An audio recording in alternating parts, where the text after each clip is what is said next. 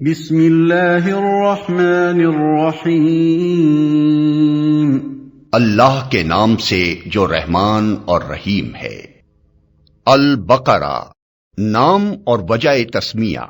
اس سورہ کا نام بقرہ اس لیے ہے کہ اس میں ایک جگہ گائے کا ذکر آیا ہے۔ قرآن مجید کی ہر سورہ میں اس قدر وسیع مضامین بیان ہوئے ہیں کہ ان کے لیے مضمون کے لحاظ سے جامع عنوانات تجویز نہیں کیے جا سکتے۔ عربی زبان اگرچہ اپنی لغت کے اعتبار سے نہایت مالدار ہے، مگر بہرحال ہے تو انسانی زبان ہی۔ انسان جو زبانیں بھی بولتا ہے وہ اس قدر تنگ اور محدود ہیں کہ وہ ایسے الفاظ یا فقرے فراہم نہیں کر سکتی جو ان وسیع مضامین کے لیے جامع عنوان بن سکتے ہوں۔ اس لیے نبی صلی اللہ علیہ وسلم نے اللہ تعالیٰ کی رہنمائی سے قرآن کی بیشتر سورتوں کے لیے عنوانات کی بجائے نام تجویز فرمائے جو محض علامت کا کام دیتے ہیں۔ اس لیے سورہ کو بقرہ کہنے کا مطلب یہ نہیں ہے کہ اس میں گائے کے مسئلے پر بحث کی گئی ہے، بلکہ اس کا مطلب صرف یہ ہے کہ وہ سورہ جس میں گائے کا ذکر آیا ہے۔ زمانہ نزول۔ اس سورت کا بیشتر حصہ ہجرت مدینہ کے بعد مدنی زندگی کے بالکل ابتدائی دور میں نازل ہوا ہے، اور کمتر حصہ ایسا ہے جو بعد میں نازل ہوا اور مناسبت مضمون کے لحاظ سے اس میں شامل کر دیا گیا۔ حتیٰ کہ سود کی ممانعت کے سلسلے میں جو آیات نازل ہوئی ہیں وہ بھی اس میں شامل ہیں، حالانکہ وہ نبی صلی اللہ علیہ وسلم کی زندگی کے بالکل آخری زمانے میں اتری تھی۔ سورہ کا خاتمہ جن آیات پر ہوا ہے وہ ہجرت سے پہلے مکے میں نازل ہو چکی تھیں، مگر مضمون کی مناسبت سے ان کو بھی اسی صورت میں ضم کر دیا گیا ہے۔ شان نزول۔ اس سورت کو سمجھنے کے لیے پہلے اس کا تاریخی پس منظر اچھی طرح سمجھ لینا چاہیے۔ ایک، ہجرت سے قبل جب تک مکے میں اسلام کی دعوت دی جاتی رہی، خطاب بیشتر مشرکین عرب سے تھا، جن کے لیے اسلام کی آواز ایک نئی اور غیر مانوس آواز تھی۔ اب ہجرت کے بعد سابقہ یہودیوں سے پیش آیا، جن کی بستیاں مدینے سے بالکل متصل ہی واقع تھیں۔ یہ لوگ توحید، رسالت، وحی، آخرت اور ملائکہ کے قائل تھے، اس ضابطۂ شرعی کو تسلیم کرتے تھے جو خدا کی طرف سے ان کے نبی موسیٰ علیہ السلام پر نازل ہوا تھا، اور اصولاً ان کا دین وہی اسلام تھا جس کی تعلیم حضرت محمد صلی اللہ علیہ وسلم دے رہے تھے۔ لیکن صدیوں کے مسلسل انحطاط نے ان کو اصل دین سے بہت دور ہٹا دیا تھا۔ اس وقت حضرت موسیٰ کو گزرے ہوئے تقریباً 19 صدیاں گزر چکی تھیں۔ اسرائیلی تاریخ کے حساب سے حضرت موسیٰ علیہ السلام نے 1272 قبل مسیح میں وفات پائی، اور نبی صلی اللہ علیہ وسلم 610 بعد مسیح میں منصب نبوت پر سرفراز ہوئے۔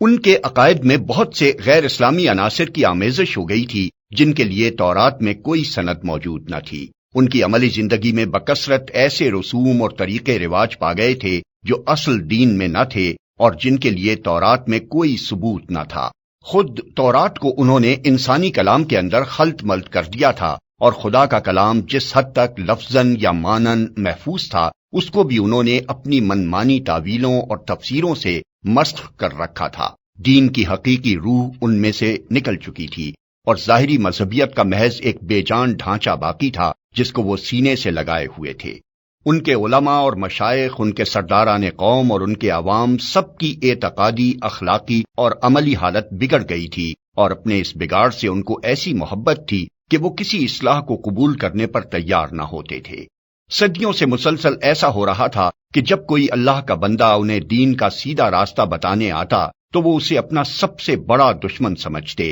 اور ہر ممکن طریقے سے کوشش کرتے تھے کہ وہ کسی طرح اصلاح میں کامیاب نہ ہو سکے۔ یہ لوگ حقیقت میں بگڑے ہوئے مسلمان تھے جن کے ہاں بدعتوں اور تحریفوں، منہ شگافیوں اور فرقہ بندیوں، استخاں گیری اور مغز افغنی، خدا فراموشی اور دنیا پرستی کی بدولت انحطاط اس حد کو پہنچ چکا تھا کہ وہ اپنا اصل نام مسلم تک بھول گئے تھے، محض یہودی بن کر رہ گئے تھے، اور اللہ کے دین کو انہوں نے محض نسل اسرائیل کی آبائی وراثت بنا کر رکھ دیا تھا۔ پس جب نبی صلی اللہ علیہ وسلم مدینہ پہنچے تو اللہ تعالیٰ نے آپ کو ہدایت فرمائی کہ ان کو اصل دین کی طرف دعوت دیں۔ چنانچہ سورہ بقرہ کے ابتدائی 15-16 رکوع اسی دعوت پر مشتمل ہیں۔ ان میں یہودیوں کی تاریخ اور ان کی اخلاقی و مذہبی حالت پر جس طرح تنقید کی گئی ہے، اور جس طرح ان کے بگڑے ہوئے مذہب و اخلاق کی نمایاں خصوصیات کے مقابلے میں حقیقی دین کے اصول پہلو بپہلو پیش کیے گئے ہیں، اس سے یہ بات بالکل آئینے کی طرح واضح ہو جاتی ہے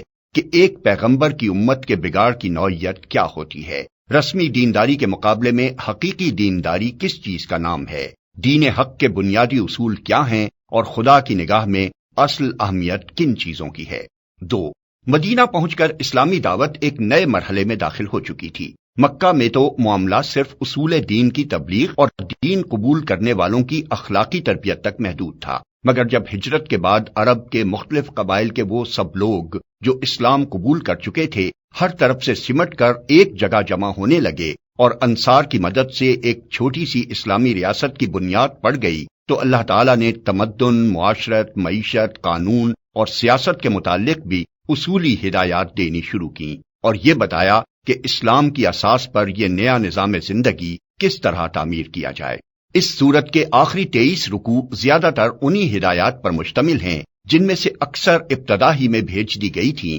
اور بعض متفرق طور پر حسب ضرورت بعد میں بھیجی جاتی رہیں۔ 3، ہجرت کے بعد اسلام اور کفر کی کشمکش بھی ایک نئے مرحلے میں داخل ہو چکی تھی۔ ہجرت سے پہلے اسلام کی دعوت خود کفر کے گھر میں دی جا رہی تھی اور متفرق قبائل میں سے جو لوگ اسلام قبول کرتے تھے وہ اپنی اپنی جگہ رہ کر ہی دین کی تبلیغ کرتے اور جواب میں مصائب اور مظالم کے تختہ مشق بنتے تھے۔ مگر ہجرت کے بعد جب یہ منتشر مسلمان مدینہ میں جمع ہو کر ایک جتھا بن گئے اور انہوں نے ایک چھوٹی سی آزاد ریاست قائم کر لی تو صورتحال یہ ہو گئی کہ ایک طرف ایک چھوٹی سی بستی تھی اور دوسری طرف تمام عرب اس کا استحصال کر دینے پر تلا ہوا تھا۔ اب اس مٹھی بھر جماعت کی کامیابی کا ہی نہیں بلکہ اس کے وجود و بقا کا انحصار بھی اس بات پر تھا کہ اولاً وہ پورے جوش و خروش کے ساتھ اپنے مسلک کی تبلیغ کر کے زیادہ سے زیادہ لوگوں کو اپنا ہم عقیدہ بنانے کی کوشش کرے، ثانیاً وہ مخالفین کا برسر باطل ہونا اس طرح ثابت و مبرہن کر دے کہ کسی ذی عقل انسان کو اس میں شبہ نہ رہے،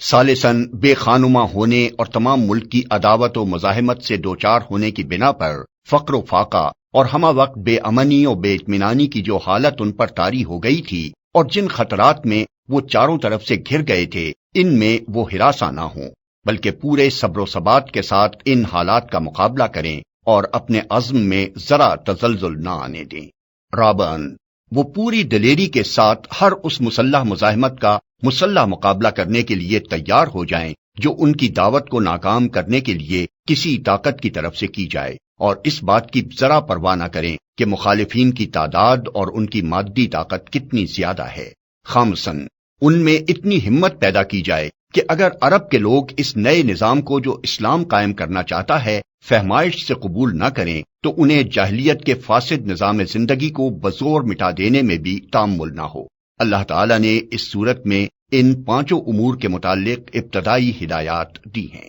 4، دعوت اسلامی کے اس مرحلے میں ایک نیا عنصر بھی ظاہر ہونا شروع ہو گیا تھا اور یہ منافقین کا عنصر تھا۔ اگرچہ نفاق کے ابتدائی آثار مکہ کے آخری زمانے میں بھی نمایاں ہونے لگے تھے مگر وہاں صرف اس قسم کے منافق پائے جاتے تھے جو اسلام کے برحق ہونے کے تو معترف تھے اور ایمان کا اقرار بھی کرتے تھے لیکن اس کے لیے تیار نہ تھے کہ اس حق کی خاطر اپنے مفاد کی قربانی اور اپنے دنیاوی تعلقات کا انقطاع اور ان مصائب و شدائد کو بھی برداشت کر لیں جو اس مسلک حق کو قبول کرنے کے ساتھ ہی نازل ہونے شروع ہو جاتے تھے۔ مدینہ پہنچ کر اس قسم کے منافقین کے علاوہ چند اور قسموں کے منافق بھی اسلامی جماعت میں پائے جانے لگے۔ ایک قسم کے منافق وہ تھے جو قطعاً اسلام کے منکر تھے اور محض فتنہ برپا کرنے کے لیے جماعت مسلمین میں داخل ہو جاتے تھے۔ دوسری قسم کے منافق وہ تھے جو اسلامی جماعت کے دائرہ اقتدار میں گھر جانے کی وجہ سے اپنا مفاد اسی میں دیکھتے تھے کہ ایک طرف مسلمانوں میں بھی اپنا شمار کرائیں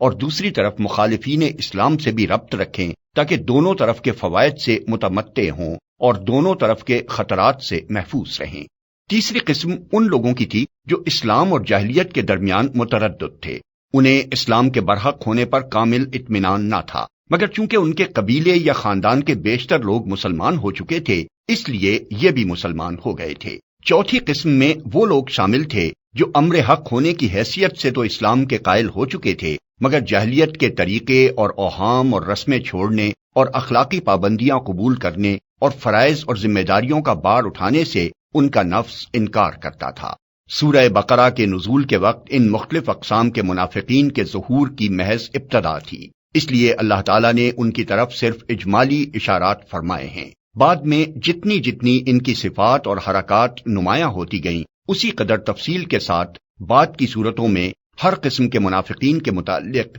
ان کی نوعیت کے لحاظ سے الگ الگ ہدایات بھیجی گئیں۔